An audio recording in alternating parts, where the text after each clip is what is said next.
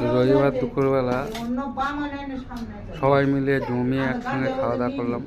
মেনুতে ছিল পুঁই শাকের ডাঁটা দিয়ে, চিংড়ি মাছ দিয়ে পুঁই শাকের ডাঁটা দিয়ে চচ্চড়ি, হাঁসের মাংস, ইলিশ মাছ, আলু বেগুন দিয়ে ঝোল, চালতার চাটনি। আমরা আজকে মেনুতে ছিল।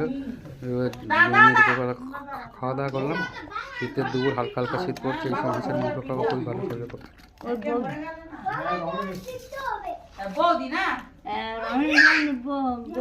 হাঁসের মাংস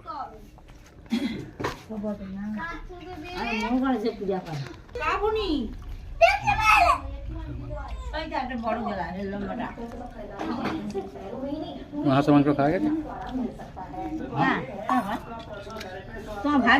আর ভালো লাগে না।